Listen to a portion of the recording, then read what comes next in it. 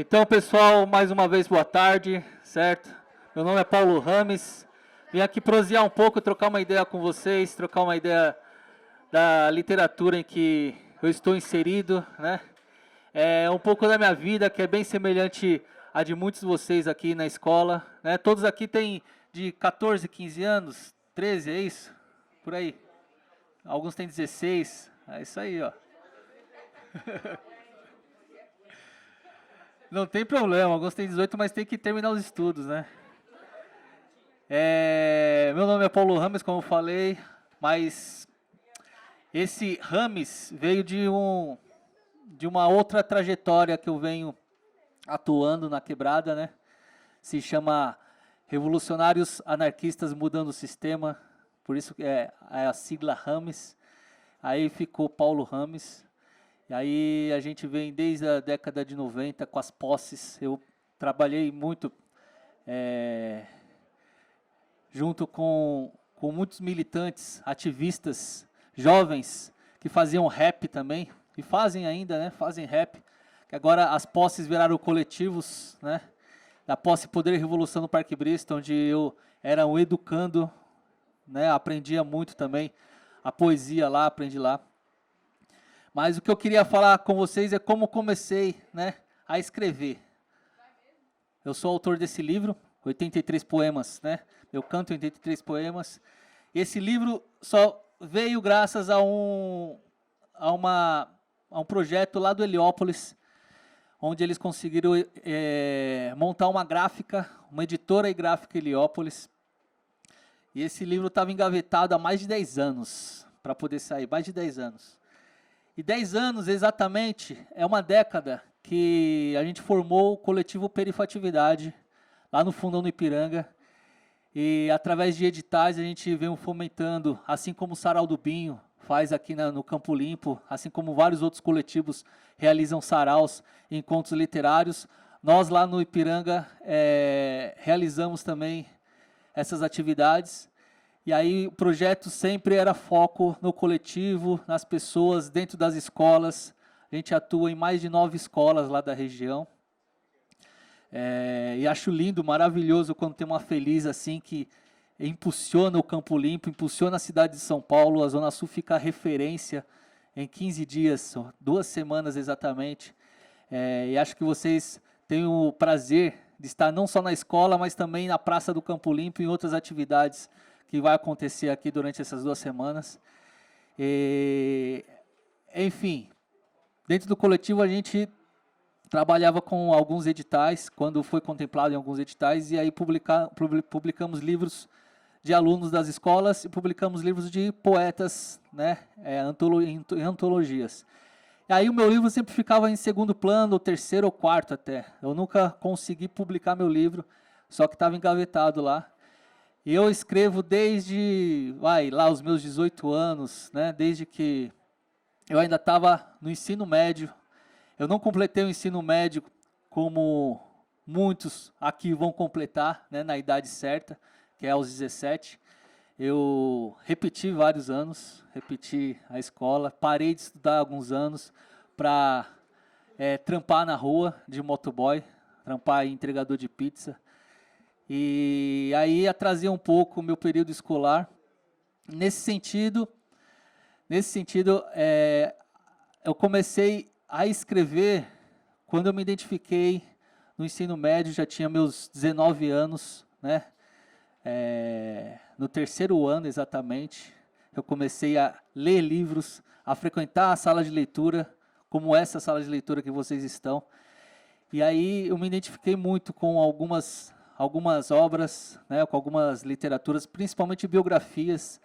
Biografia que me marcou muito foi a biografia de Malcolm X, a biografia também da Olga, né, em que ela foi exposta pelos nazistas, pelo governo de Getúlio Vargas. Enfim, algumas literaturas eu me aprofundei, gostei pra caramba e me identifiquei. E isso me formou como leitor, me formou como autor também, para escrever algumas coisas, né?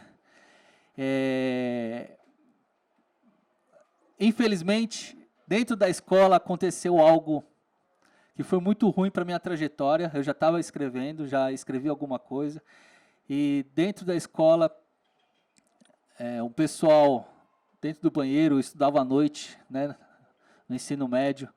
Dentro do banheiro eu fumava um baseado, né?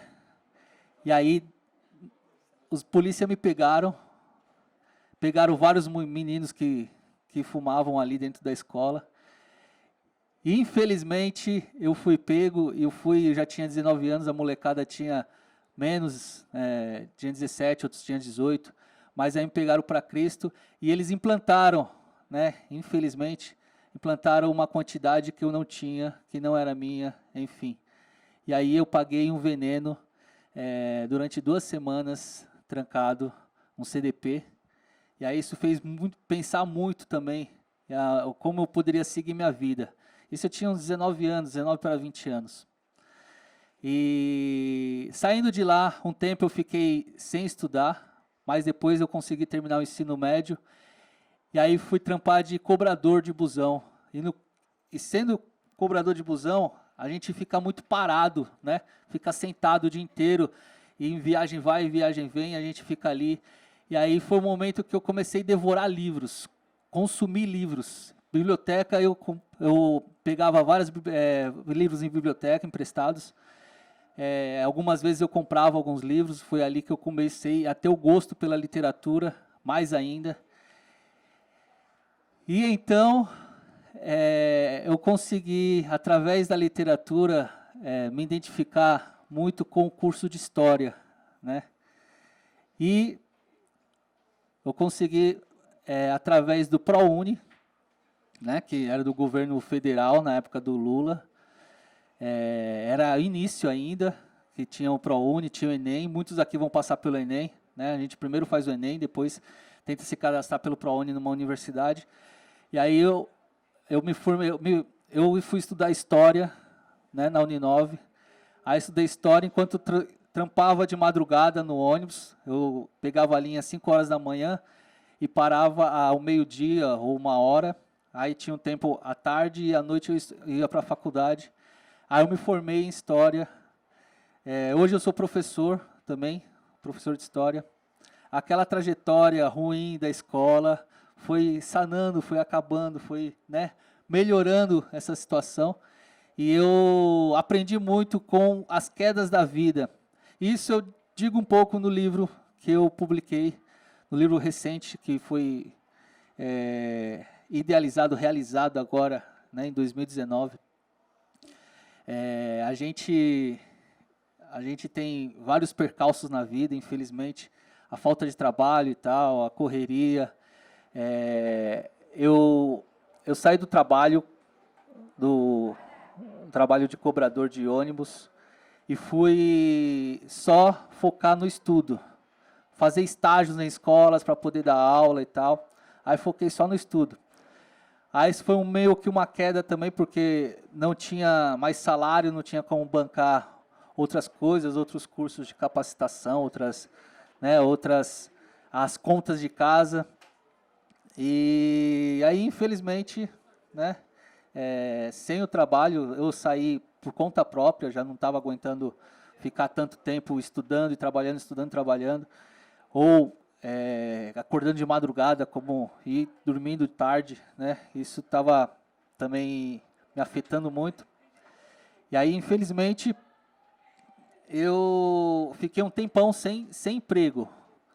E esse tempo sem emprego, eu comecei a circular. Eu morava perto de Diadema, né? Morava ali no Jardim Clímax, e ia de bicicleta para alguns lugares, principalmente para a faculdade. Eu ia de bicicleta lá na Barra Funda. É uma distância gigante, né?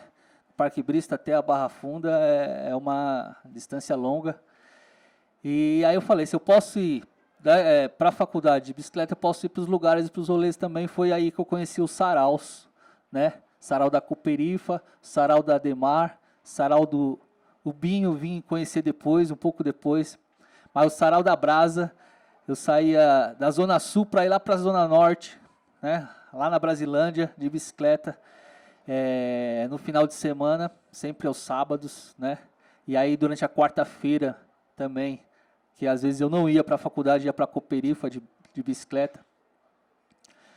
Aí comecei a vislumbrar essa ideia de saraus, aquilo que eu já tinha escrito, estava guardado, e eu comecei a falar, eu posso escrever também, eu posso ter um livro também, eu posso publicar algum livro um dia, né? E aí, isso era em meados de 2008, 2007, por aí, esse período, eu frequentava muito esses lugares, Sarau da Brasa, Sarau da Ademar, Sarau da Cooperifa. Hoje o Sarau da Ademar não tem mais, né? Mas era um lugar que eu sempre frequentava, é mais próximo de casa, era por perto de Jabaquara ali, eu moro próximo ao zoológico. Quem conhece o zoológico aqui? Quem já foi no zoológico? Levanta a mão quem já foi no zoológico. Então, acho que muita gente já foi no zoológico. Eu moro ali perto, bem do lado ali do zoológico. Ou seja, bem longe daqui, né? É um pouquinho longe. E é dali que eu vinha até aqui, né? Perto da Cooperifa.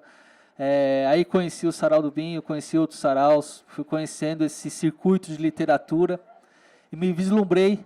Foi aí que a gente, com alguns amigos, a gente iniciou o coletivo Perifatividade.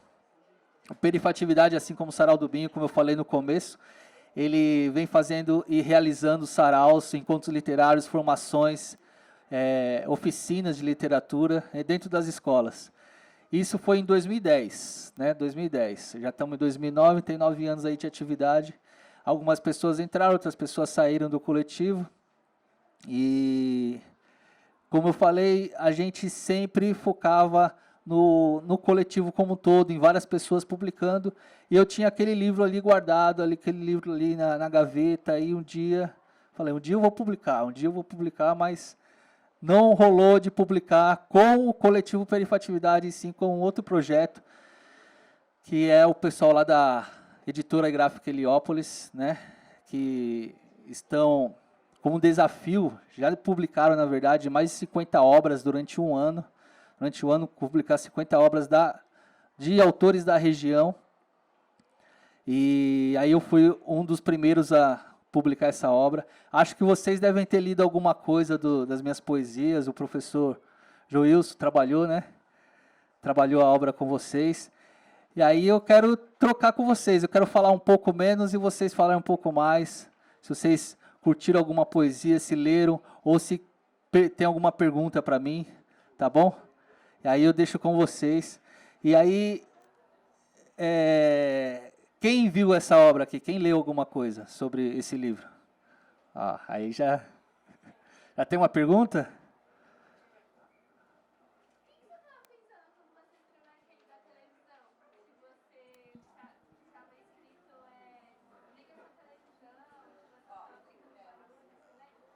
Sim.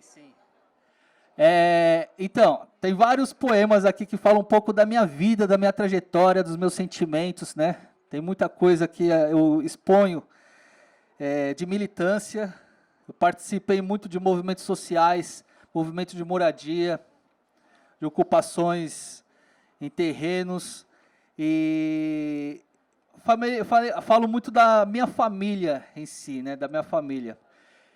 E aquele poema da televisão, Desliga essa televisão, eu escrevi, foi um dos poemas um dos mais antigos, um dos primeiros, né? Que enquanto eu estava lendo, e numa profunda, né, reflexão na minha leitura, eu estava num conflito constante com a novela da minha irmã e da minha mãe assistindo. E aí, assim, nesse período, eu não morava... aliás, nós morávamos em 6 pessoas, com apenas um quarto, uma sala e uma cozinha. E a gente se dividia entre a sala e o quarto da casa para ficar à noite, para poder ler, para poder dormir, para poder assistir TV. E eu não curtia muito novela, né? Eu não falo que eu não assistia, eu já assisti algumas, mas não curtia muito novela. Aliás, quando eu comecei a me aprofundar na leitura, aí eu comecei a abominar mais ainda as novelas. Embora as novelas são literatura também, né? Feita televisivamente, né? É uma arte também que a gente pode comprovar. Sai de um livro, sai de um texto, sai de um roteiro, né? Só que aquilo ali não estava me agradando, e aí eu escrevi escrevi aquele, desliga a televisão, por favor, porque estava já me atormentando. É isso, aquele poema é mais por causa da novela da Globo, da Plim Plim. Justamente, o horário da novela, né? Alguém desliga esse interruptor dessa máquina de alienação? Alguém, por favor, me explica por que esse troço não fora projetado para melhorar a nossa educação? Será que alguém me dá uma luz, e não essa luz multicolor que ofusca a minha visão? Alguém, por favor, desliga esse troço, senão sou capaz de quebrar essa televisão.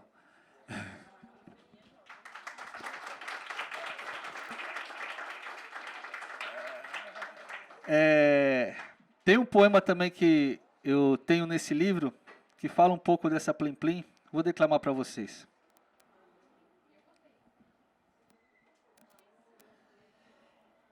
Indignado, indignada, indignado, indignados, indignado, indignada, indignado.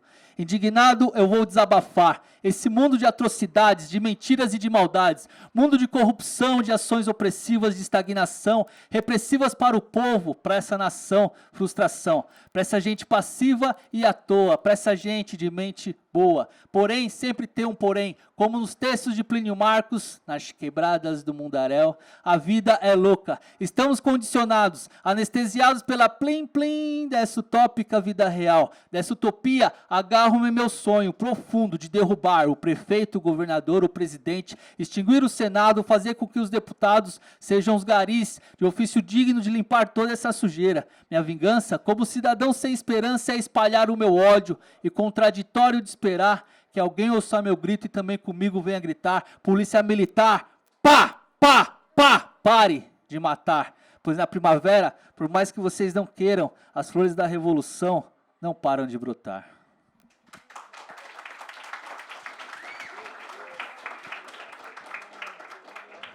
Deixo com vocês, se vocês quiserem fazer alguma pergunta, né? Aí alguém levantou a mão ali. De onde veio aquela inspiração pro poema Ciúmes? Breno, é o seguinte, o poema Ciúmes deu uma repercussão muito grande.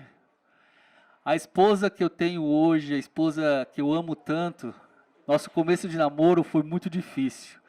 Ela tinha muitos ciúmes. Hoje ela é mais confiante, hoje ela é mais tranquila. E quase que esse poema não vai para o livro. Eu vou declamar esse poema, beleza?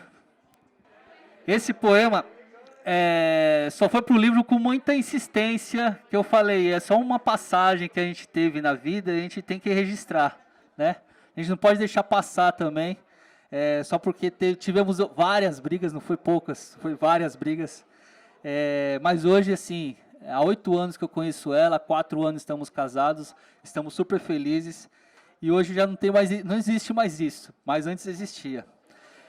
Ela é navalha e sangra a pele, couraça e armadura, é a brecha, fissura, granito e grita, pelo ódio transbordando, alagando residências, e ao pedir clemência é ainda mais cruel, com lágrimas de seu fel, insano, do engano, na mentira, corja que assassina a esperança, numa dança derretendo-se como o Ártico, que lentamente despiu-se, mostrando-se sua nudez.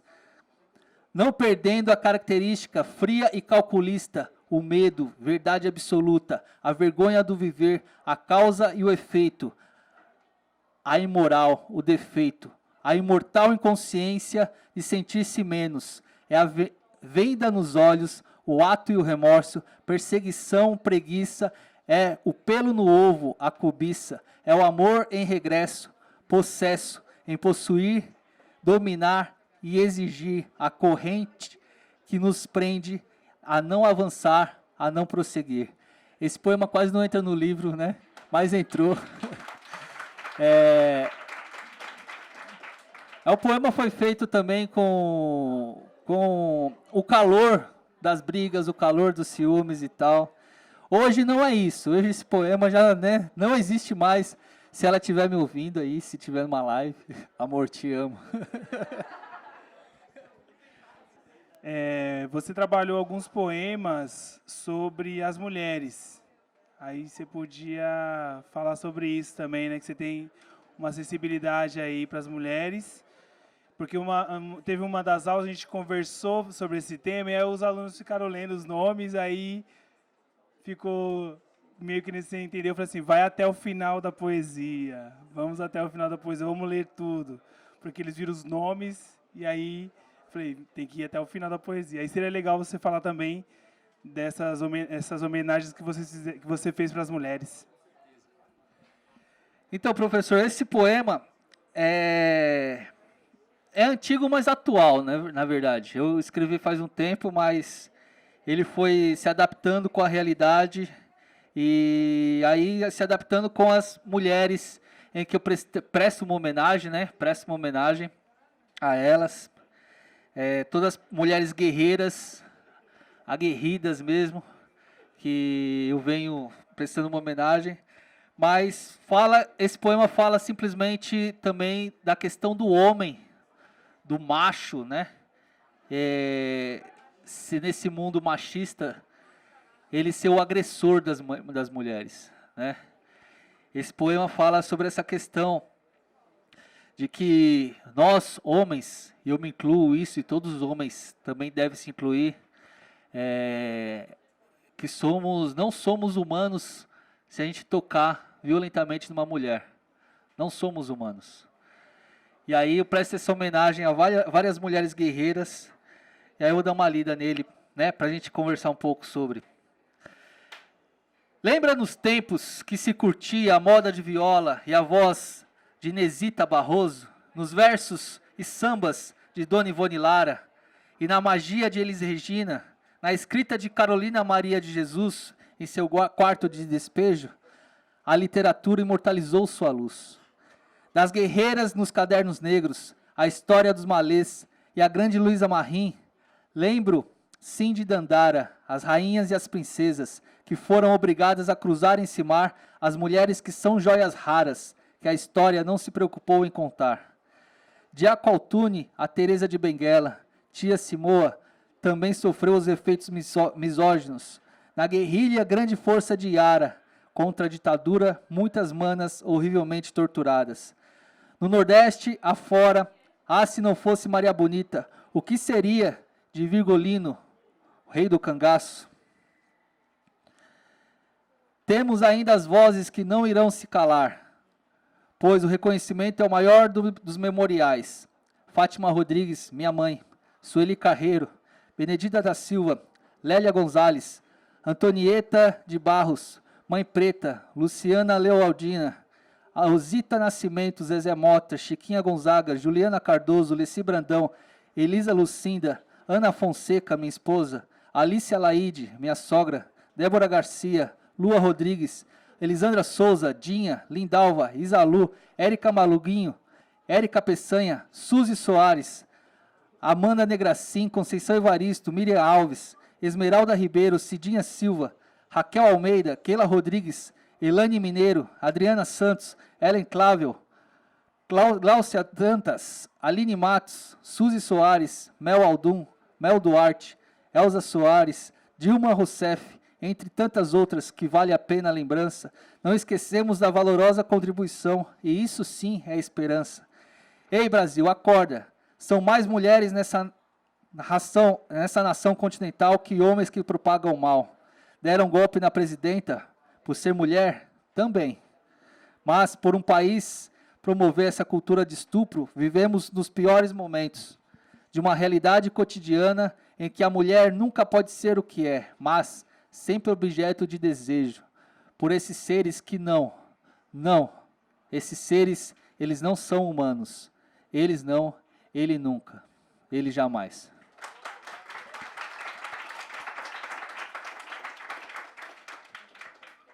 É um poema em homenagem, né, mas com uma reflexão muito forte pelo que estamos vivendo agora, onde o aumento de violência, de homicídio, de feminicídio está gigantesco, né? A gente tem que evitar isso. Tem que conscientizar meninos, viu? Meninos, que na hora do calor, na raiva, respira, pensa primeiro, respeita a companheira do lado, beleza?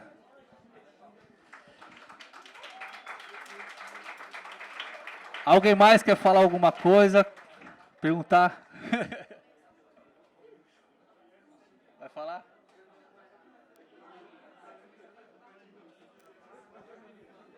Alguém mais uma?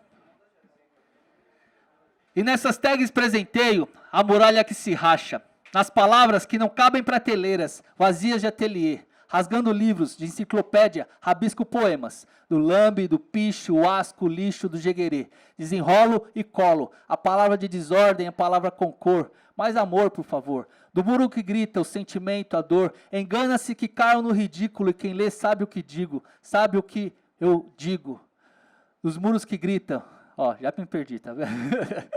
Dos muros que gritam, vou voltar, desculpa. Nessas tags presenteio a muralha que se racha, nas palavras que não cabem prateleiras, vazias de ateliê, rasgando livros de enciclopédia, rabisco poemas, no lambe, no picho, o asco, o lixo do jeguerê, desenrolo e colo, a palavra de desordem, a palavra com cor, mais amor, por favor. Do muro que grita o sentimento, a dor, engana-se que caiam no ridículo, e quem lê sabe o que digo, sabe o risco, que escorre, que corre, que morre, e como eterno renasce, e manda tudo para os ares, e que nem os mares, afoga, sufoca o anseio de gritar, pichar, nas paredes surdas, quem cala mais fala nessas frases mudas, que graúdas mata a palavra, a letra, a ordem, e até que possa novamente pintar, a ideia já está lá, imortalizou-se, ecoou, o canto dos excluídos, estamos aqui, vivos, pichadores, invasores que não saem da moda, que exaltam revolta e se atiram nos Alpes, com balde, rolinho e adrenalina, para termos voz, veja aí nossa palavra. E como o profeta já dizia, gentileza gera gentileza, e a cor age com coragem. Aos maiores artistas de rua, que batam as palmas, não panelas, pelas janelas dessa cidade.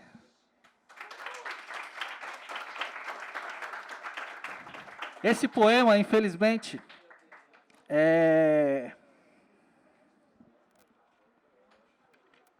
chama-se Apagaram Tudo, né? Foi feito recente até, porque o prefeito já era o João Dória. O João Dória implementou aquela lei de apagar todos os grafites da cidade, todas as paredes.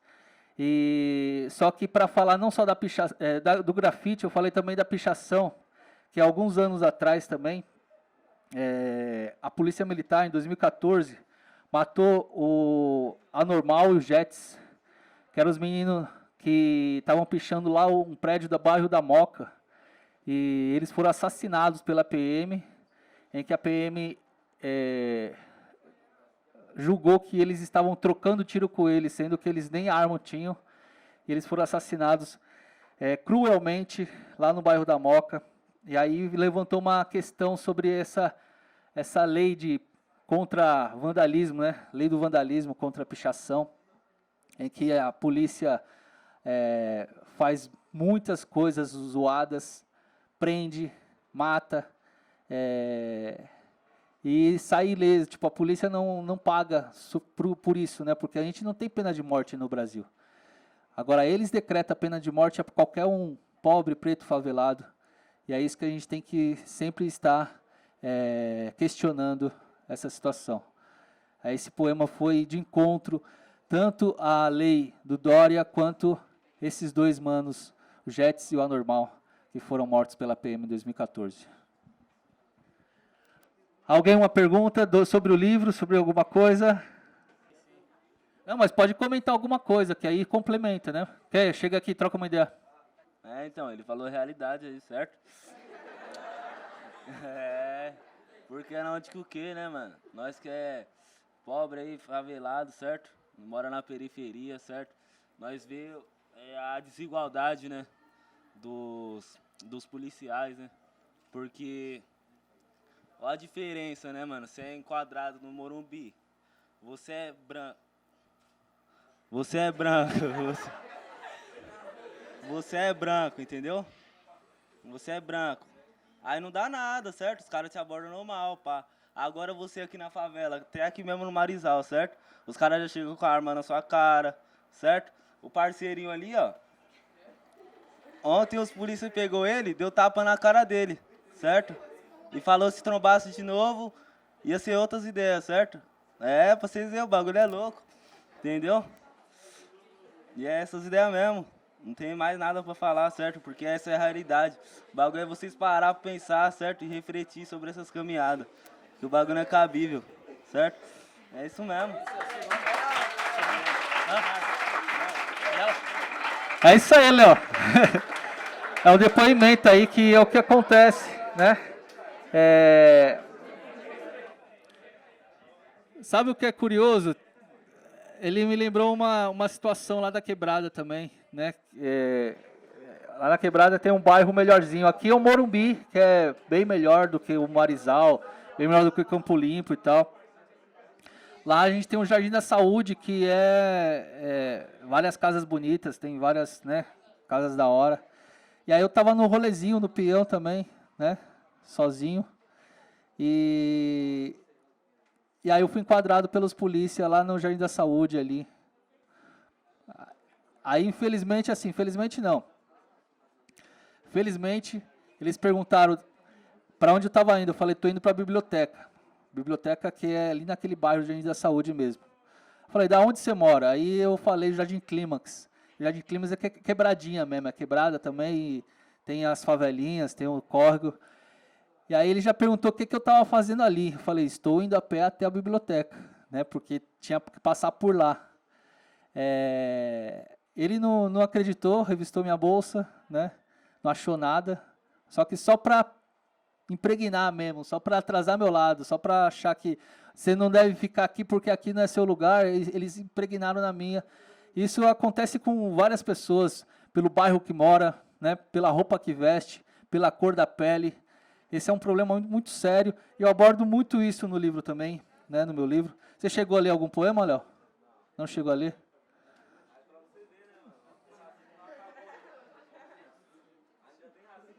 Tem racismo, só de você ver aquela questão também que foi 2 homens negros ainda, que fizeram, que tá de farda, segurança tal, né, que espancaram o menino lá no mercado também, a situação, né. É foda, a gente vive numa situação que a gente tem que tomar consciência, acho que a escola é o melhor lugar para a gente tomar essa consciência, né.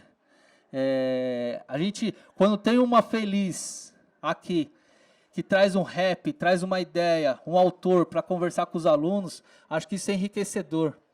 Tipo, não faz muito tempo que eu saí da escola, mas no meu tempo não tinha isso, tá ligado? A gente não via um autor, não via um rapper, nem um MC de funk para cantar outros tipos de música, não os que estão aí, para trocar uma ideia com a gente. E aí tem a Feliz, eu agradeço aí a programação da Feliz, estar junto na programação. E aí vocês estão privilegiados a estarem ouvindo, prestando atenção. Isso porque isso não é uma coisa fora do conteúdo escolar, isso é escola também, isso é aprendizado. Aqui a gente está um aprendendo com o outro, isso que é importante. Alguma pergunta, pessoal? Uma observação? Tem um poema aqui que você fala sobre a questão das torcidas. Aí seria legal também abordar, porque a gente... Só um minutinho. A gente é cheio de marca, né? Na nossa história, na nossa vida. Aquelas marcas que são discriminatórias, né? Tem a nossa própria marca, que essa é a marca que tem que ficar, da identidade, né? Que a Feliz traz pra gente. Mas a torcida uniformizada também é uma marca, né? O time de futebol é uma marca. E esse poema me lembrou... pessoal, vamos prestar atenção, por favor. Esse poema me lembrou o mano que eu perdi, né? O finado Wagner, teve um jogo Corinthians e São Paulo, já faz muito tempo. Não, nem foi Corinthians e São Paulo. Era na época que os jogos entre os times daqui de São Paulo... Escuta essa aí, meninos. Principalmente os meninos, porque ainda o futebol é um mundo muito... além de machista, masculinizado, né? E violento. E aí, ele morreu muito jovem. Eu acho que ele tinha 16 ou 17 anos. E ele nem tava, não era um jogo Corinthians-São Paulo. Era um jogo... Corinthians jogava no Pacaembu e o São Paulo jogava no Morumbi. Um dos jogos terminou antes. Os caras fizeram uma emboscada no túnel 9 de julho. Então, aí a gente perdeu o mano, que foi o Mano Wagner, né? O Bigode, finado Bigode. Então, eu queria que você comentasse e também pudesse declamar esse poema para a gente poder refletir sobre isso, certo?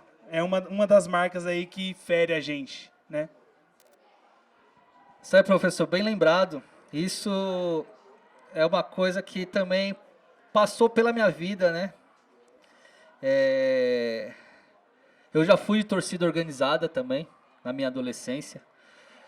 Eu já fui da Mancha Verde.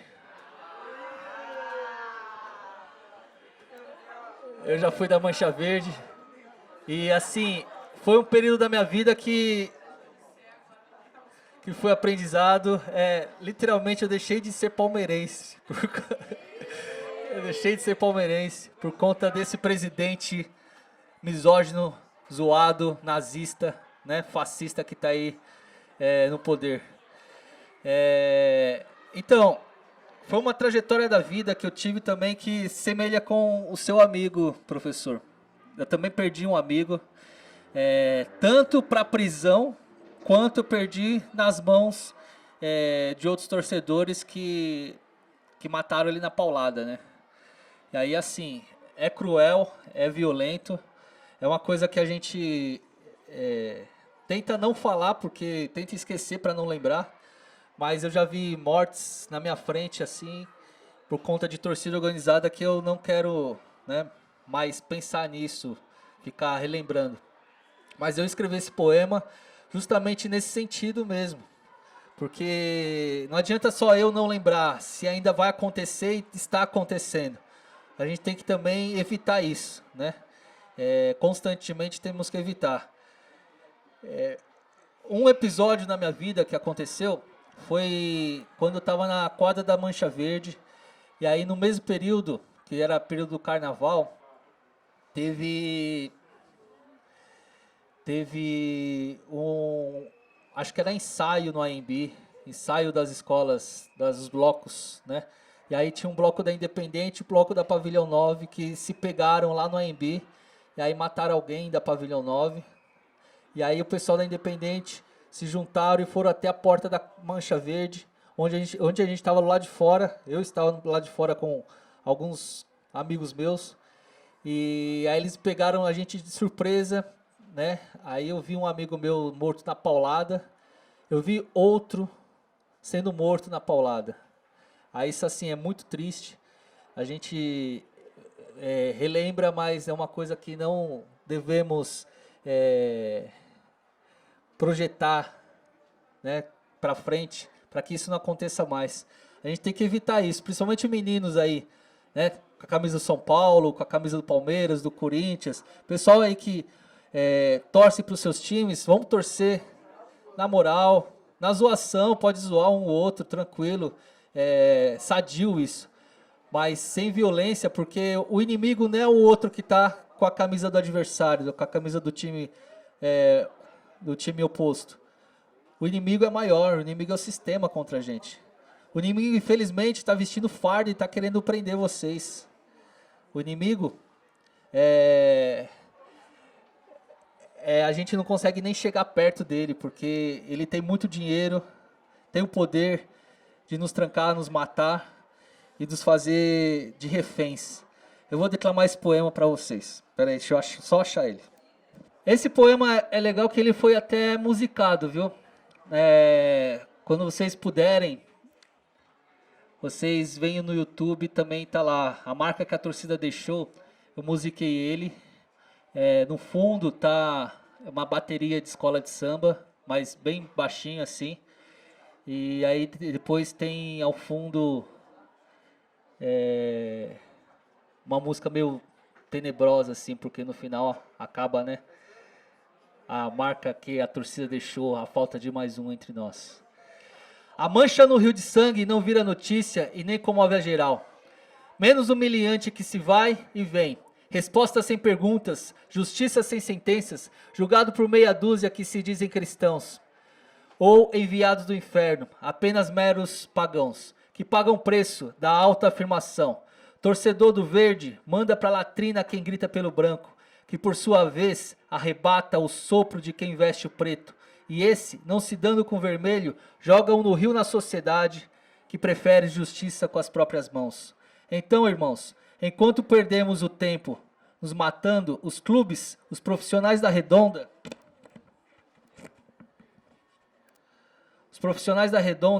e da mídia arrecadam milhões. E nossa panela vazia, nessa vida vadia, ecoando um grito estranho de amores, dessa marca que a torcida deixou, a falta de mais um entre nós.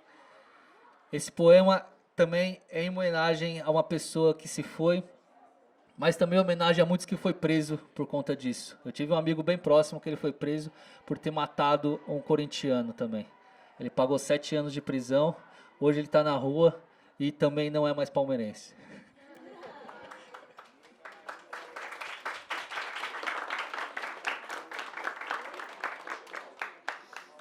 Alguém mais, pessoal? Perguntas?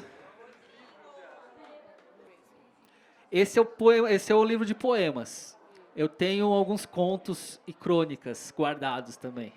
Eu pretendo fazer um livro de crônicas e contos, mas por enquanto deixa esse aqui amadurecer, deixa criar algum tempo, algum sentido também para que outras pessoas leiam. Infelizmente, a tiragem que eu fiz é pouca, porque a gente não tem recurso financeiro para espalhar esse livro e vender, né, a preço popular. A gente, embora esteja vendendo a preço popular, é 20 conto, mas a gente não tem recurso para fazer ele na gráfica, né? A gente precisa já fazer mais, tanto que eu tô só com esse exemplar, né? Não tenho mais.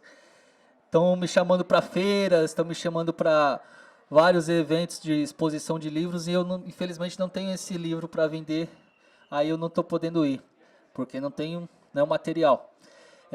Mas sim, eu tenho outro projeto de outro livro, mas quem sabe daqui uns 5 anos amadurecendo esses escritos, né, relendo e fazendo com que ele tenha algum sentido naquele período, eu possa publicar também.